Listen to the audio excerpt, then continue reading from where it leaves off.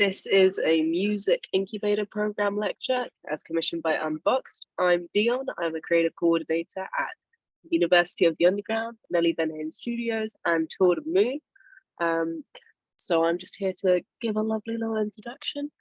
In terms of my visual appearance, I have brown curly hair with blonde ends, and I'm currently sitting in a cafe, so you might hear some random stuff in the background. Hopefully not though. But yeah, that's kind of it from me. So passing over to our lecturer today, if you'd like to just introduce yourself verbally and visually, and also just a little note to all participants, please do keep your mics muted. You can definitely put stuff in the chat throughout, and that's kind of that. Okay, passing over. Thank you very much. Okay, thank you for having me. So nice to see you, not really see you. My name is Giacomo. I have brown hair, curly brown hair, and a beard, and some nice earrings, I want to say. I'm sitting in my warehouse in Hackney Wick on my sofa, and my pronouns are he, they. I make music under Ikävä Pii. I am a musician, like many others. I'm a musician, songwriter, producer, organizer, and DJ. Kind of had to do it all, like many of us. And a lot more other audio-related things. I'm an organizer, and I want to say an activist, for lack of a better word. Today, we'll talk about collective action in our hyper-individualistic society. Exploring today's interdependencies, alternative models. We'll look at a few key examples and try to demystify some of the industry myths, exploring possible counter strategies and more. I will start by talking a bit about my own experience, and as I go, we will open tabs and hyperlinks together on this Miro board. I've shared a link in the chat, so people are welcome to join if it's nice for them to be on the board rather than just following me as I go. But yeah, up to you. The link is there. Let me know if you do join. Yeah, otherwise I'll just navigate through this. So I'll give you a couple of minutes maybe if you do want to join. Anyway, this is the first time I do something like this, so bear with me, please. Thank you in advance for your mercy. So I have started my non-linear journey with music, let's say independent music or interdependent music and collectives in Puglia in Italy, where I was born.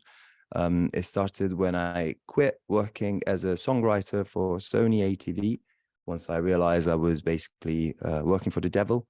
As you can see, this is me sleeping the sleep of the ignorance. This is what I was doing back then. And so at some point, me and the friends who I was playing with, I was in band with, and people who went to the only queer club in the region, basically. We started a collective called this thing, KBRK, actually pronounced Kubrick. It was this multi-genre experimentation collective. There was around 10 of us, mostly artists. We started with no funds, no space. And it was at first it was a techno night, and then evolved soon into electronic live shows and other audio experiments organized at this multifunctional venue in a space that was publicly owned in my hometown, basically at the outskirts of Bari. So for context, Bari is around 300,000 people. My hometown, called Neucattaro, was like 25,000 people. So like less than Hackney, basically. Combined. And so, yeah, the venue was run by a co-op. It had a lot of space. There was a theater, cinema, and a bar. There were a few rooms that could be used as studios. And there was an area that was in theory supposed to be for a music studio, but it was basically unused. It was just like empty, and there were a lot of dead bees on the floor. And so yeah, me and these people from the collective, we asked if we could set up a studio there.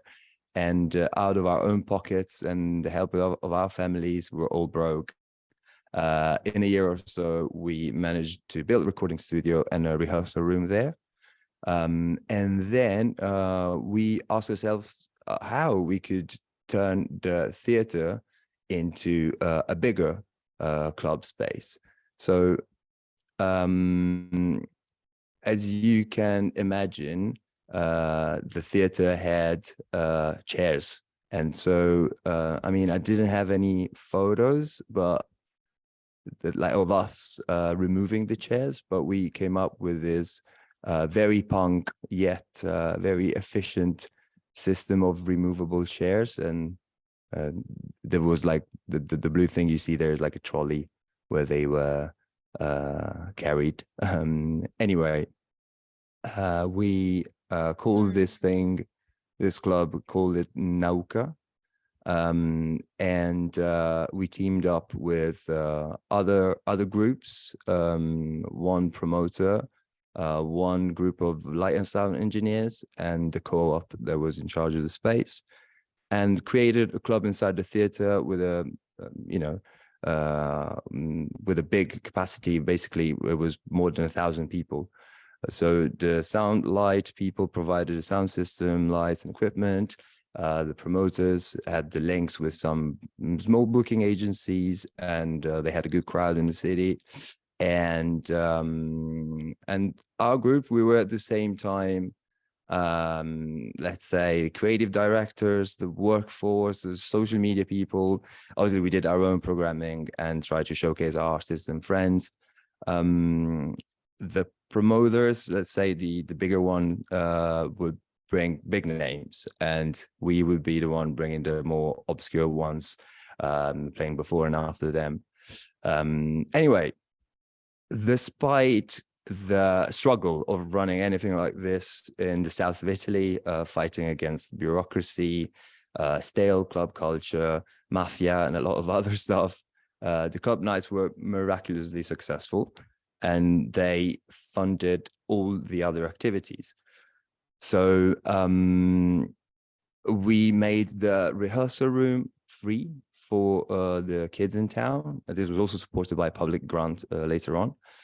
We got new equipment for the studio, and this money also allowed us to make music we liked without having to say yes to every sort of like request just to, pay the bills. And that sort of created a little scene around us. So I would like to ask you now, should I keep going with what we were doing with the space, or would you like to explore more what we were doing with the studio? Wonderful.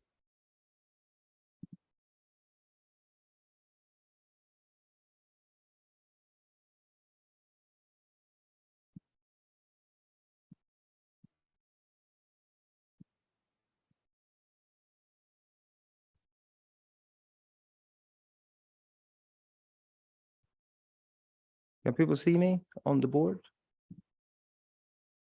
Yes, definitely can. Great, amazing. All right, so where were we? So should we go with more about the space, or explore more about the studio and then the label that came out of it? A quick show of hands would be nice, but chat. Yep.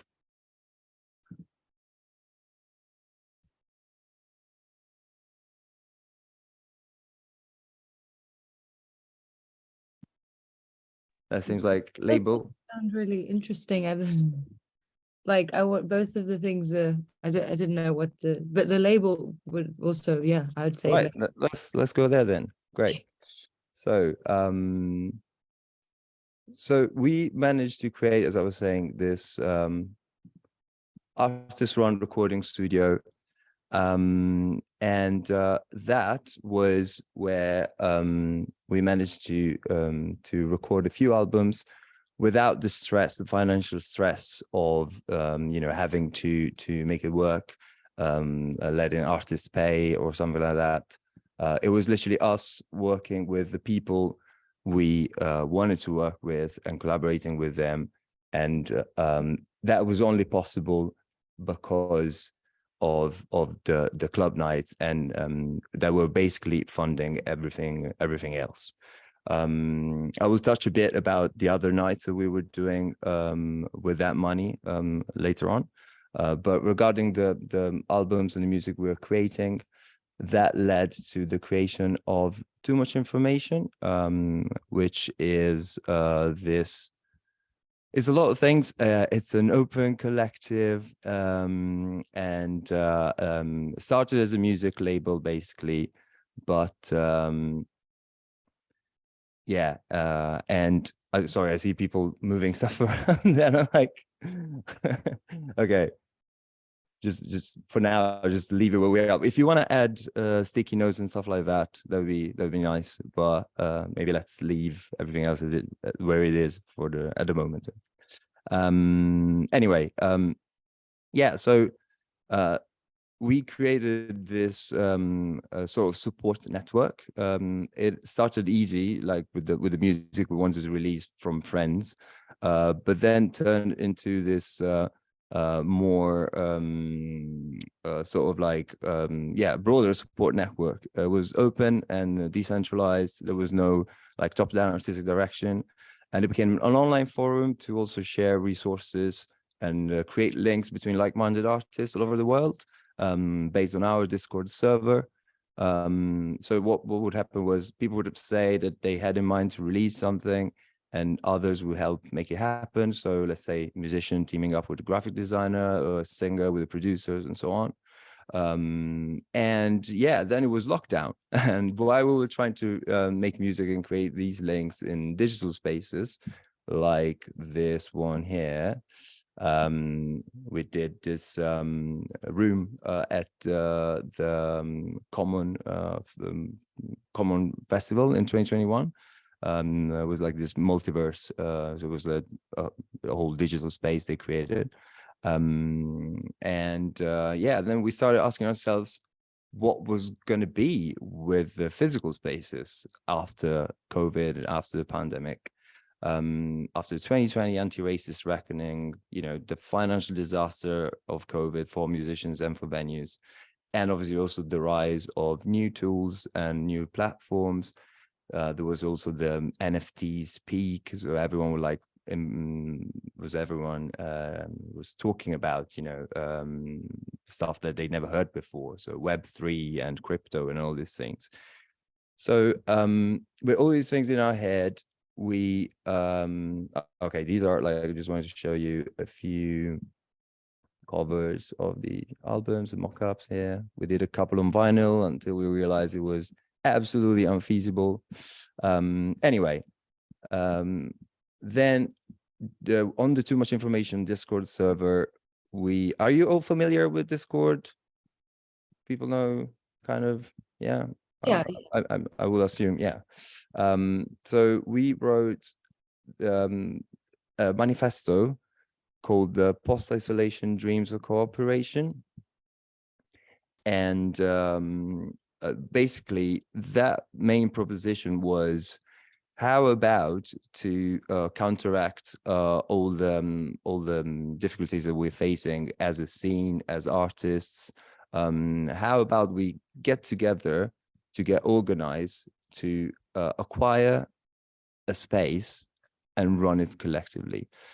It was mostly focused on what was happening in London, but obviously as a proposition, it was a general idea of reclaiming the spaces where we create culture and make them sustainable and operate them on the basis of values that were openly anti-capitalist, anti-individualistic, and and that all these things and the structure we will create would give agency and control to artists, workers, promoters, seeing, you know, everyone as a part of this ecosystem.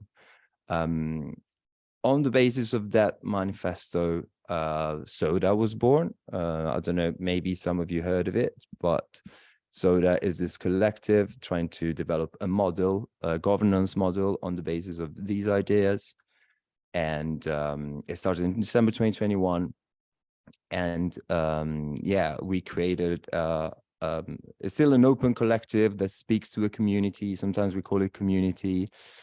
These two things are like similar sometimes, but there's also a need to make a difference. I think we're an open collective that facilitates things for a community. Others would say, oh, it is a community, you know, like a gamer community is a community, et cetera, et cetera. But anyway, SODAA is now trying to get organized to make this tangible. So the proposition is a collectively operated venue. It's not new because sharing economic resources and physical space has always been at the core of the activity of many collectives in the last century.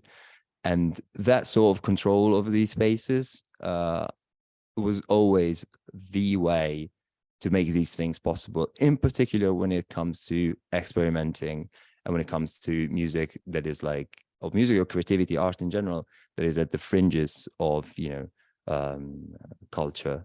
So one example that I wanted to make is right here, and is the Association for Advancement of Creative Musicians from Illinois, and the Black Artist Group from St. Louis, Missouri. And basically at the end of the 60s, these group central to the development of collective practices of experimental jazz. And so the AACM was a non-for-profit organization. I'm just going to read their definition, which was a collective of musicians and composers dedicated to nurturing, performing, and recording serious original music. And they also said stuff like creative musicians should not consider themselves entertainers. Their purpose is to enlighten themselves first and then the audience, which I think is a beautiful thing. They were a DIY collective, basically operating in a scene where jazz was less popular than, let's say, funk and soul, and the opportunities were sinking. So they were organizing themselves the gigs that the club owners were reluctant to offer, but they also had like incredibly groundbreaking things like a rehearsal band through which the members could develop their own composition. So you would bring compositions, including a part for every musician, and then they would play them for you. And it was great for especially for young jazz composers. And they created a community music school for the local youth and all these things. So obviously, one of the main aim of the AACM was to liberate individual self-expression by mutual support and no hierarchies, respecting sort of difference in sound and agenda, but you know, coming together to offer a shared framework, which is kind of dissimilar to what was happening, for example, with Sun Ra, who kind of ruled over his band. Some people would say keeping his musician hungry. That was a thing. It wasn't. I'm not making it up. And anyway, what we have in mind with SODAA when we look at these kind of examples is how you know, these group always had the scope of reaching economic self-sufficiency, a sort of like interdependent independence and empowerment. So obviously the urgent of the actions of these collectives varies greatly, and as you can see from this quote, this is not from an artist from the, oh yes, this is, sorry, from AACM co-founder. It is there's a lot about liberating themselves from white industry, from white dominated industry paradigms. So this quote is very powerful, and controlling the means of distribution is at the core of this idea. And there were other musicians in the scene who would say something like, there's pianist Randy Weston, who said, "I believe the musician of today and of the future has to own everything. He should own his own nightclub, even if it's no bigger than a small room. He should either have his own record company or be able to record his own material and lease it to record companies." Considering our experience and how artists are exploited, particularly Black artists, we must forget about working for other people and start working for ourselves. This is incredible, and while it's absolutely peculiar for the situations of African American at that time, some of these things apply for queer practices and art and culture that originates in working class circles. So this sense of urgency can be found throughout all these examples, and like underlying it all, there's always this need for ownership, collective ownership that facilitates the creation of art. Should we go here on the left? We can talk a bit about other ideas around this. How's it sound? Yeah? Or so maybe, yeah, either like we could talk about artist-owned co-op if you're interested in that. Sounds good. Yeah. Yeah. All right. So there are obviously many examples on co-ops, and I mean I will not get in detail in the history of co-ops in general and the impact they had on more than a century of history.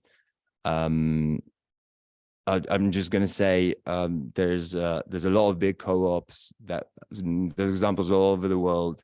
So some of the biggest co-ops, for example, were born in India to counteract colonial power. Same in Kenya. And some of these big co-ops, we don't even know they are co-ops, like banks, energy companies, retailers, and I'm sure there's a lot of examples that we see in our daily life.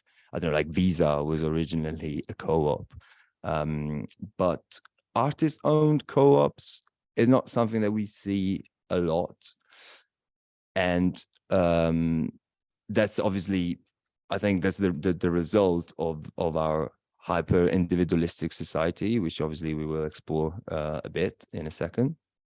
But I want to make a case for these couple of examples here, like Resonate. Resonate, these, yeah, this is them. So it is the first community-owned music streaming service, a multi-stakeholder platform cooperative, democratically governed by our members, artists, listeners, and workers. So they have their own board, they make decisions together, they share the surplus, they have a forum where they hash things out. It's open to everyone. And listeners have a stake, our stakeholders, they earn a membership with a $10 monthly contribution. Artists earn membership after their first upload, and workers earn membership by helping Resonate to move forward. So this idea of owning the platforms in the digital world, I think is a big shift in the paradigm that I wanted to explore. So it's a big shift from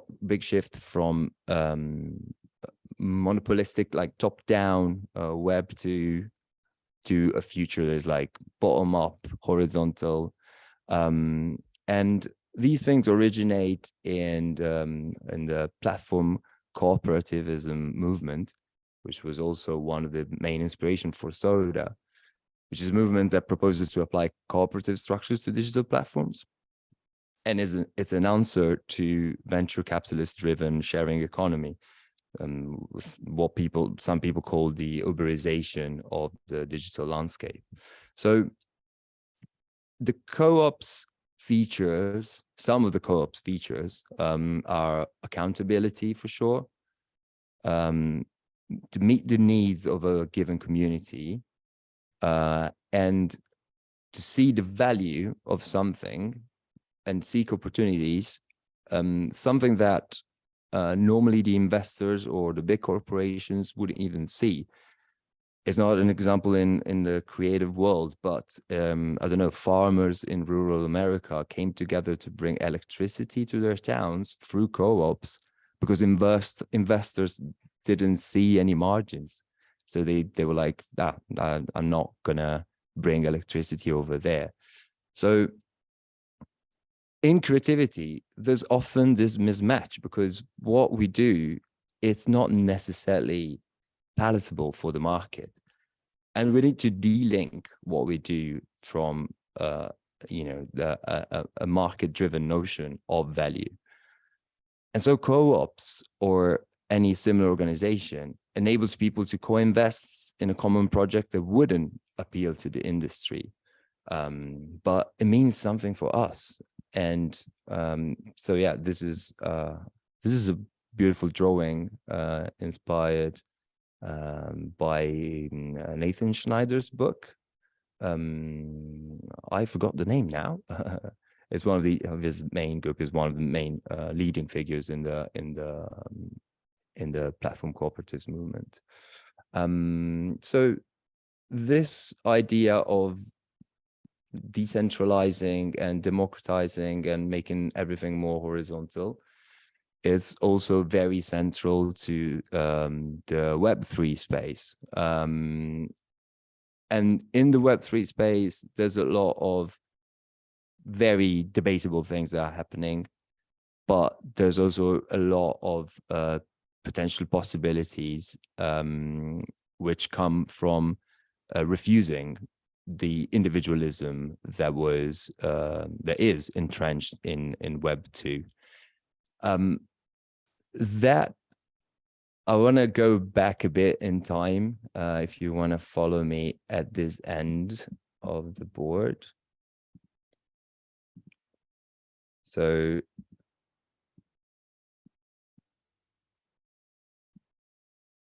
when I call people, do people, because this bring everyone to me button, I've never used it before, but I don't know if it works. Does it work? Yeah, it works. Okay, great. Anyway, so a brief history of hyper-individualism. I'm sure many of you have heard of Ayn Rand. Ayn Rand lives forever rent-free in our phone. She literally shaped the ideology of Silicon Valley. For those who are not familiar, Ayn Rand was a philosopher and writer, the person who developed objectivism, which is a philosophical system described as, I'm going to read this, the concept of man as a heroic being with his own happiness as the moral purpose of his life, with productive achievement as his noblest activity, and reason as his only absolute.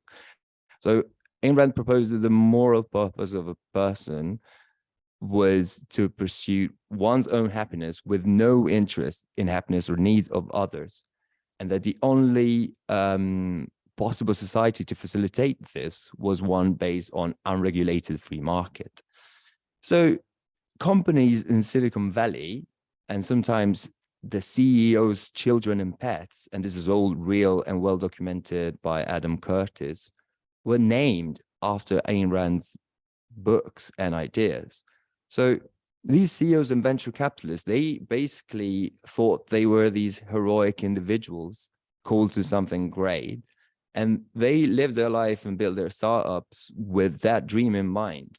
And they designed platforms that supposedly allowed others to do the same, which I found, I found insane and a lot and telling. But obviously there's a larger economic and ideological context behind it, which is libertarianism in general, in its most aggressive form, neoliberalism. Neoliberalism and the individualism embedded with it were not always the norm. After the Second World War, it wasn't very popular. So some economists, philosophers, and a bunch of rich people got together to theorize how to develop their vision of the world. They organized meetings to imagine how to bring about a libertarian society, which was regulated by the free market and profits. And they decided to play a long-run game. That hegemony, the hegemony of neoliberalism, wasn't ever a given. It was a fringe theory for a long time in an era where Keynesian economics were mainstream. So they understood that in order to be empowered, they needed to create an ideology that reshaped the common sense. And they did it by fighting a war of position. So they slowly put their people in key positions in society, newspapers, banks, and then governments, etc., until the time came. Historical context with a bit of with oil shocks and the stagflation crisis in the 70s, basically, Keynesian economics couldn't offer a solution anymore. So neoliberals were like, okay, we know the problem, we have a solution. They were ready. They had a structure. They could leverage power because they already held key positions. So they were organized. Thatcher, Reagan, all that bunch, they rose to power as an answer to the collapse of social democracy. And it seems absurd now, but their individualistic agenda was speaking to a lot of people who were tired of the failure of state-regulated economics. And we all know it got to the point where it doesn't matter if it's left or right. We live in neoliberalism. And the rule here is, yes, you can make it. Everyone can make it, but you're on your own. And if you're rich, white, male, cis, hetero, without disabilities, you will have more chance to make it magically. So we've been sold a narrative that is based on merit, where in actuality succeeding has little to do with meritocracy, as we know. We see it with economic things, we see it in social media and self-expression, we see it in art and creativity. Particularly interesting is like this example, so the idea of the music industry being largely based in the West on the myth of the lone genius. So the music industry needed to sell fascinating narratives to keep people, believing in these stars, etc. So, of course, there are some magic individuals. There are individuals who are capable of incredible performances. Like not a lot of people will be able to perform like Beyonce, for example, in front of thousands of people at that level. It's magical. But all these special people wouldn't be able to do that without their huge teams, and we're all aware of that. Or without, everyone in their scene and their inspiration. Probably you've seen Eminem in his recent Rock and Roll Hall of Fame induction listed almost 100 rappers as inspirations. So because of these examples of these stars, as if they were alone in doing it, and this narrative that was like definitely more fascinating than saying, hey, there's a lot of workers who are making this happen, and they're not as cool as the person in the front. They do very boring things sometimes, but this is the team. No, you don't get that. You have this idea of the star, you have this idea of the lone genius, and we believed that for ages. And that was also a way to kind of leverage this feeling, that you could make it on your own. And so that created the sort of passion/creator economy, right? Where you live gig to gig, you create by yourself, and you navigate this reality by adopting strategies for yourself, and you're on your own, and you use the platforms that are given to you to compete with others. And I mean, I think this is a part of the tragedy that we're living in this day and age. So people, in order to self-determinate, especially artists, tend to augment themselves and overextend themselves to fit the official narrative. And I just wanted to show you something, just because it's an interesting example. The cover for Rue's album here, it's literally about that. So they are bigger than the cover, because that was the concept, like an over augmented version of the self in order to survive in this world and the tragedy of the digital age. Anyway, yeah, going back, yeah, we all know how insanely competitive social media and Web2 are. You are one. You are based, your online persona is based solely on your interests. It's all algorithm driven, and you create filter bubbles that then become echo chambers that make your opinion even more radical, and sometimes in a good way, sometimes not in a good way. So the end game is you as an individual asking for individuals to follow you. And the first metric you see is that of the number of individuals who follow you. So, and obviously, like, relying on these metrics and constant appreciation from people and the experience of gaining follower, that is also very detrimental to our mental health and has nothing to do with creativity. It has a lot to do with marketing, but it's not what we're doing, right? Also, there's no nuance at all, because these metrics don't say how much a community or a scene values that individual. Interestingly, it's the same with the voting systems of our flawed majoritarian democracy. Not a surprise that Silicon Valley people are big advocates of democracy, because it helps them sell their myth of the, liberating potential of these platforms that are all democratized and then everyone can have access to, etc., etc., etc. By the way, just wanted to mention the platform cooperativist movement tried to buy Twitter a few years back, and I mean, we know how this is going now. I saw this beautiful tweet by Chart Ravens. It's literally end of days vibe on there. Anyway, so the proposition is always you as an individual should do what it takes to make your life and your world better. Not us, not together, not coordinated, not corporation who pollute the planet. It's you. And you have to recycle, you have to consume differently, you have to check your carbon footprint. Of course, we all have to be aware of our impact in the world and be accountable for what we do. But these huge problems can't be solved on an individual level. We're not going to make it alone.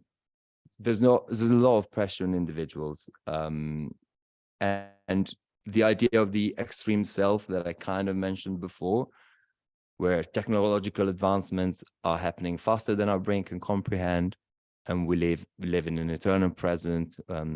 Linear time is kind of lost its meaning. The past keeps happening. There's these eternal ontological cycles. We compete with our peers for attention. And so as a way to cope with this lost sense of time and this quote unquote progress vertigo, we create avatars. We create augmented selves. There's this quote by, so the book Extreme Selves is by Shimon Bazar and Hans Ulrich Obrist. There's this quote that says, Bowie was the original extreme self. He realized that to become the most maximum version of yourself, you have to create avatars and then inhabit them. It's not the only coping mechanism. I want to mention in the sort of like postmodern nihilism as another easy way out, where irony is the defense to not actually engage with real emotions and issues. It's kind of like, haha, the planet is burning. This is my new tune, XOXO. that's the kind of feeling a lot of times on the internet. Yeah.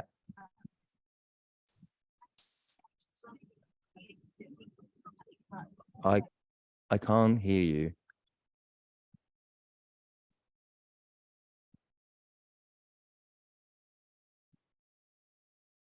I don't know who was trying to speak, but I couldn't hear them. No? Okay, I'll just go on. So yeah, as an answer to this struggle and dissonance, I think we are developing a new sense of belonging, both online, the group chat, the Discord server, the DAOs, the forums, and in physical spaces as well. So artist-led venues, collectives, unions, community benefit societies, housing co-ops. So for artists in the 20th century, it was aesthetics that bonded people. Like, I wear this, I listen to that, and that way you make friends. But in the information age, where everything is happening at the same time forever, how do we find who is alike? So we are constantly in this position where we're like asked to be individuals and we're asked to behave as individuals. But it's really funny that actually when we operate on the internet, it's kind of funny that algorithms that lean on our need to self-express, they are largely based on categorizations, correlations, and patterns, because guess what? We are all similar. We all have similar needs, desires, and ambitions. So we actually are groups, and the machines see it. Anyway, there's a million more things that I would like to explore, and I think I'll just jump to a sort of like happy ending that I had in mind, because we need to counteract all these like calls to individualistic action, and probably there are some solutions. We've talked about collective ownership as a way to facilitate experimental work, because these things don't pay, so coming together and sharing resources only makes them possible. There's the example of artist-led pricing there. Bandcamp being a very obvious example to counteract Spotify's one-size-fits-all model. I would like to explore audios, but I think there is time. And then there's this idea of universal basic income and universal basic services. So I would say subsidizing art and via redistribution of wealth, if we could dream of something like that, if we could dream of not having to worry about monetizing our creativity, if we could just create without thinking about the market or people's validation, because they hugely influence us. As Dave Okumu was saying the first time we met, you have to follow your purpose. And I double down and say, absolutely yes. And possibly that purpose doesn't have to bring money. So instead of like rolling the dice where you hope that people will resonate with what you do, things like, public grants, UBI, UBS, Universal Basic Services, could relieve us from that pressure, especially if you make experimental music that basically has no market. So unless we're ready to accept that only rich people will experiment from now on, because they are the ones who can afford to be artists, there's nothing wrong with rich people making art. The problem is no access for everybody else, right? So things like this, collective ownership, universal basic income, and all these like collectively driven activities and practices, they won't happen on an individual level. So UBI in particular, to accept that even if I don't do something measurable, I am still worth being a member of society and deserve to be supported. is really an act of altruism that is hard to accept in our society. So, you know, I propose we get organized, we unionized. I propose we start demanding solutions that come from true solidarity and not the sort of like everyone on their own kind of mentality. So if you're mildly succeeding in music industry, you will think that it's up to other people to be as clever as you, but that's rule book capitalism. Like, see, others have made it, so you can make it too. You're just a YouTube video upload away from fame. You don't need anyone. But it's easy to think all these things when it's all that we are sold. But we can break these cycles, understand that this is not true, and we can practice post-capitalism, solidarity. We can unionize. We can demand radical solutions together. I believe, as a conclusion, despite the fact that there was a lot that I wanted to explore about artistic, collective artistic creation, and I didn't for lack of time, I'm sorry. But I believe it's more urgent to seek artistic freedom via new economic and organizational paradigms rather than focusing on creative processes. Is a way of saying nobody will ever tell you not to collaborate with others, and collaborating with others is great. But we need to overcome hyper-individualism on a systemic level, because there's nothing wrong in being a solo artist either who doesn't collaborate with anyone. But this person will never make it unless there is a structure that allows them to have access to resources and space and perform, etc., etc., etc. So it's more important to come together to create these new networks, frameworks, spaces, and environments for our uniqueness to express itself and come together in that sense, than it is to find ways to democratize, for example, artistic direction. I don't even like, there's some projects who are like, oh yeah, we co-curate this festival with thousands of people. And I think they're only going to end up with Ed Sheeran headlining, because that's what you get when you ask the majority to vote for the culture they want, right? So yeah, we're all part of the social mesh, and we're part of the flow of things that's bigger than ourselves. But we all have our own experiences, our own talents, trauma, our own dreams. The AACM wasn't about annihilating everyone's talent for the group. It was about elevating every voice. So I'm not saying we should stop playing and start having political meetings about decision making. This is literally what we do with SODAA. And unless you're really into these things, I wouldn't recommend you to do it unless you're a big nerd like me. In that sense, more than welcome to join.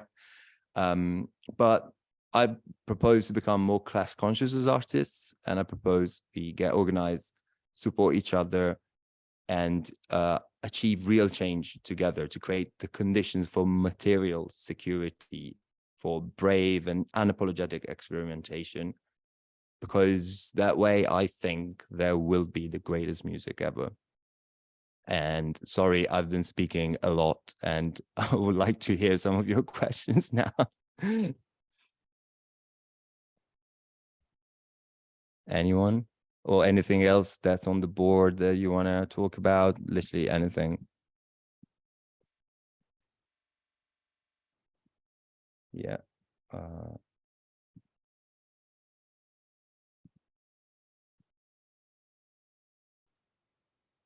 I don't think anyone's got. Hi, hello, can you hear? Okay.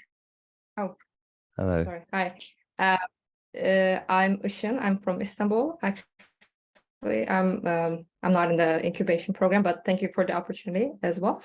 And I have dark, medium-sized hair and glasses. And I was actually like gonna ask you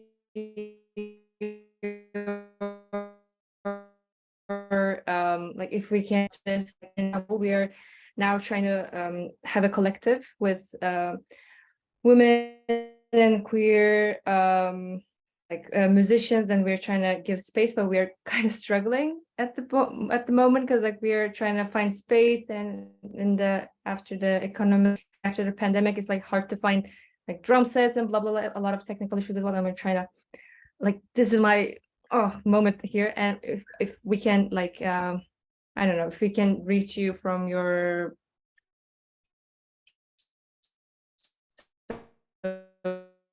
social media, or like, that's okay, of course.